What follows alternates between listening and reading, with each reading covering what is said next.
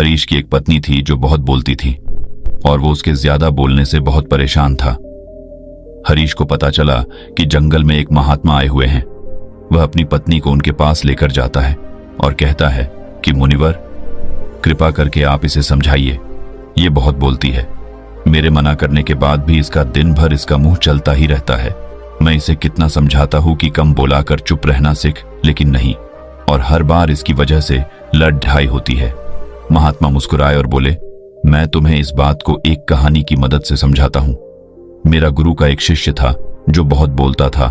वह हर समय इधर उधर की बातें करता था और कभी शांत नहीं रहता था।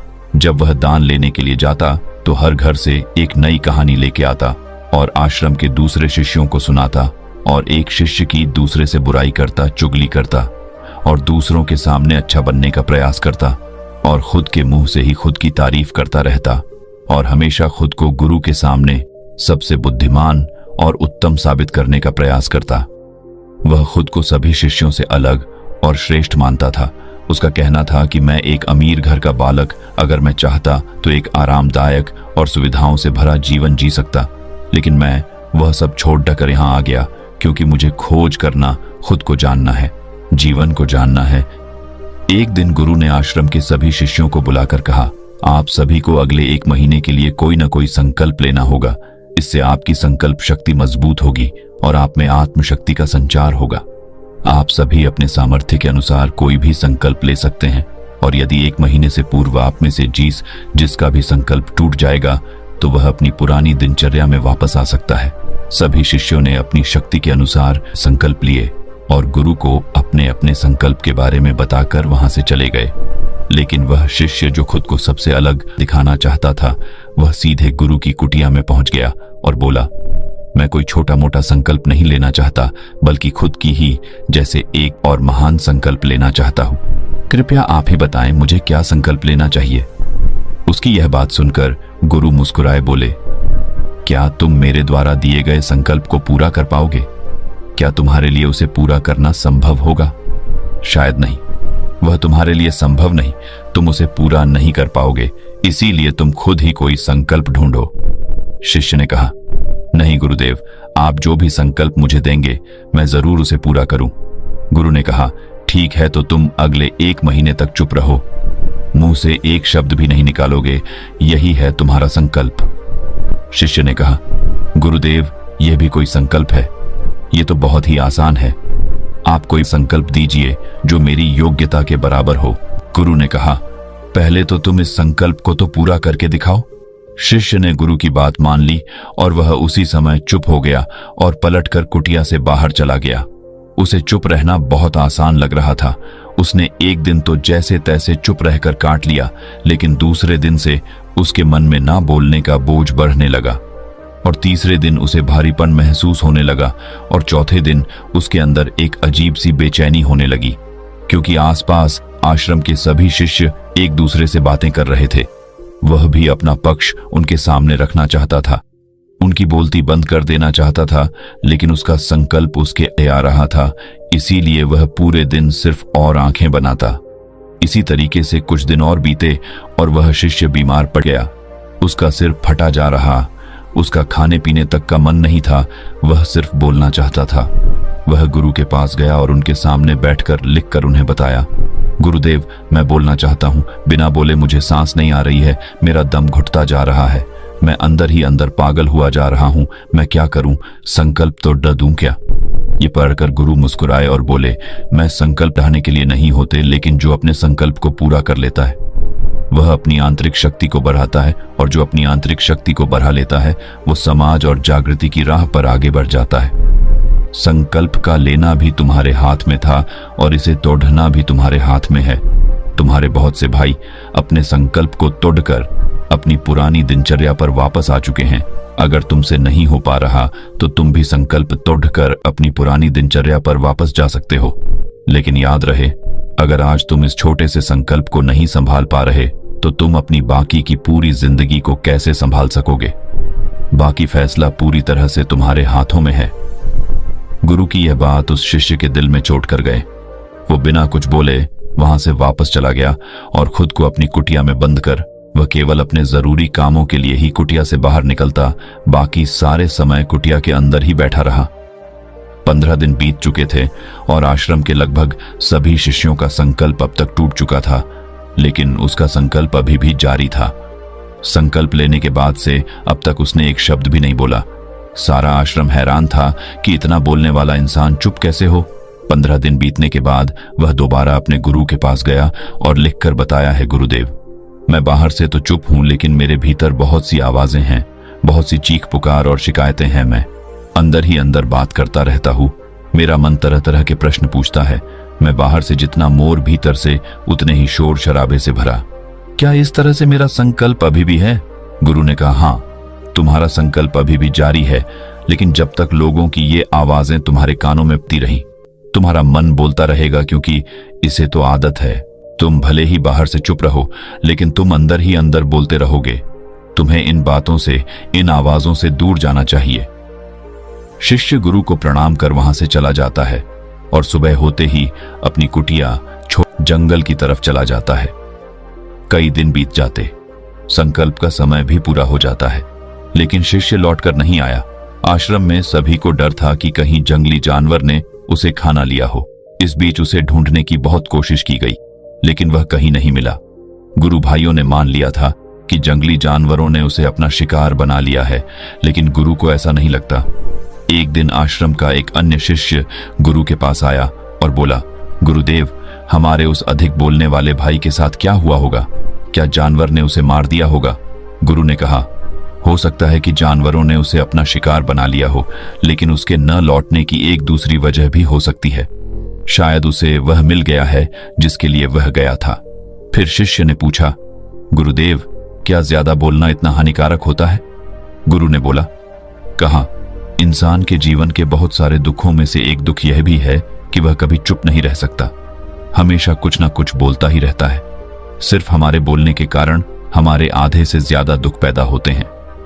हम में से कोई भी चुप नहीं रहना चाहता, हम बस सामने वाले को सुना देना चाहते हैं। जो भी हमारे मन में है सब निकालकर उसके मन में बैठा देना चाहते हैं, उसे समझा देना चाहते हैं कि देख, तू गलत है और मैं सही। इस तरीके से सुनने और सुनाने का यह काम जिंदगी भर चलता रहता है, लेकिन इस नासमझी में हम अपना समय, अपना जीवन, अपनी समझ और सबसे महत्वपूर्ण अवकीमती पल जो जिए जा सकते हैं, जिनको अनुभव किया जा सकता है, जिनमें आनंद को प्राप्त किया जा सकता है, यह सब खो देते हैं। लेकिन इसके बदले हमें मिलता क्या है? कुछ नहीं, सब व्यर्थ और बर्बाद हो जाता है। शिष्य ने पूछा, तो फिर इसका समाधान क्या है? गुरु ने कहा, पूरी जागरूकता के साथ अपने विचारों को देखना, यही एकमात्र तरीका है। सारी मानसिक समस्याओं का वर्तमान में रहकर चिंतन करना, पूरी जागरूकता के साथ अपना काम करना जिंदगी में चमत्कारिक बदलाव ला देता है। उसके बाद वह शिष्य गुरु से अपने प्रश्नों का उत्तर पाकर उनको प्रणाम करके वहां से चला गया। उस शिष्य को आश्रम छोड़ ढकर गए 3 महीने का समय बीत चुका था, लेकिन उसकी कोई खबर नहीं। अब तक तो सभी गुरु भाइयों ने भी उसके वापस लौटने की उम्मीद छोड़ी, लेकिन एक दिन वह आश्रम लौट आता है। लेकिन अब वह नहीं था जो यहां से गया था, वह कुछ और ही बनकर वापस आया था। उसके अंदर एक गजब का बदलाव महसूस किया जा सकता था। उसके चेहरे पर एक गजब का ठहराव और आंखों में बनी शांति थी। आश्रम में आते ही सभी गुरु भाइयों ने उसे चारों तरफ से घेर लिया और बातें करने लग गए। वह भी अपने गुरु भाइयों से बातें करने लगा। उससे बात करने वाले सभी ने यह अनुभव किया कि अब वह पहले जैसा उतावला और बातूनी नहीं रह गया था। उसके मुंह से एक एक शब्द बहुत ही सुलझे हुए और मधुरता के साथ निकल रहे थे। थोड़ी देर तक गुरु भाइयों से बात करने के बाद वह सीधा गुरु की तरफ चला गया। उसने गुरु के चरण छुए और कहा, गुरुदेव, क्या मैं अब भी मौन हूं? क्या अब भी मेरा संकल्प जारी है? गुरु ने कुछ देर तक शिष्य की आंखों में बड़े ध्यान से देखा और कहा, हां, तुम अब भी मौन हो। तुम्हारे मुंह से एक भी शब्द निकल नहीं रहा और तुम्हारा संकल्प अभी भी जारी है। शिष्य ने कहा, गुरुदेव, जब मैं आश्रम से गया तो मैं मुंह से तो चुप था, लेकिन मेरे अंदर बहुत सी आवाजें थी। मन में बहुत से प्रश्न थे और वह बंद नहीं हो रहे थे, तो मैं जंगल में चला गया, इस उम्मीद से कि वहां मुझे शांति मिलेगी और मेरे मन की बकबक कम हो जाएगी। लेकिन मैं जितना एकांत में जाता गया, मेरे अंदर की आवाज उतनी ही तेज होती गई। मेरे भीतर की पुरानी से पुरानी आवाज मुझे सुनाई देने लगी। तब जाकर मैंने महसूस किया कि मैं कितना गलत कर रहा था। जब मैं अपने परिवार वालों, दोस्तों को और गुरु भाइयों को बुरा भला कहता था तो उस समय मुझे लगता था कि मैं सही कह रहा हूं। जब मैं गुरु भाइयों की एक दूसरे से चुगली करता था और उनका मजाक बनाता, तब भी मुझे यही लगता था कि मैं उनसे बेहतर हूं और मैं सही कर रहा हूं। लेकिन उस दिन मैंने पहली बार महसूस किया कि मैं कितना गलत बोलता था। काफी दिनों तक ये आवाजें, ये शिकायतें मेरे अंदर चलती रहीं, लेकिन धीरे धीरे करके एक दिन ये सारी आवाजें मेरे अंदर से समाप्त हो गई। अब मैं भीतर से भी मौन हो गया। उस घने जंगल में बाहर से कोई बोलने वाला था नहीं और भीतर कोई आवाज बची ही नहीं थी, और मैं उस दिन पहली बार मौन का सही अर्थ समझा। मेरे चारों तरफ बहुत शांति थी। हालांकि अभी भी कुछ आवाजें आ रही थीं जो पहले भी आती थीं, लेकिन मैं उन्हें सुन नहीं पाता था। पर अब वह सभी आवाजें मुझे स्पष्ट रूप से सुनाई दे रही थीं। हवा के चलने की आवाज, चिड़ियों के चहकने की आवाज और पानी के बहने की आवाज। ये सभी आवाजें मैंने पहली बार पूरे होश पूर्वक सुनी। अपने चारों तरफ इतनी शांति मैंने पहले कभी महसूस नहीं की थी। तो इस शांति को भंग करने के लिए मैंने पहली बार अपने मुंह से कोई शब्द निकाला। मैं चिल्लाया, हे ईश्वर, ये कैसी शांति है? सभी कुछ इतना शांत क्यों है? ऐसा क्या हो गया? लेकिन मेरे चिल्लाने के बाद भी शांति भंग नहीं हुई। सब कुछ पहले जितना ही शांत था, बाहर भी और भीतर भी।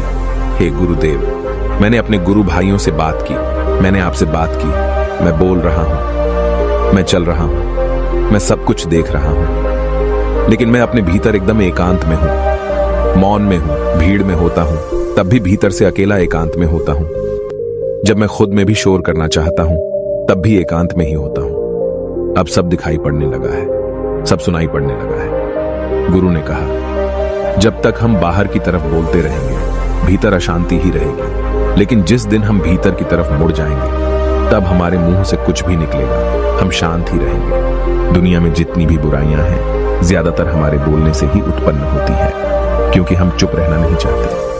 हम जितनी जरूरत है उससे कहीं ज्यादा बोलते हैं। हम सामने वाले को सुनना नहीं चाहते, बल्कि उसकी बोलती बंद कर देना चाहते हैं।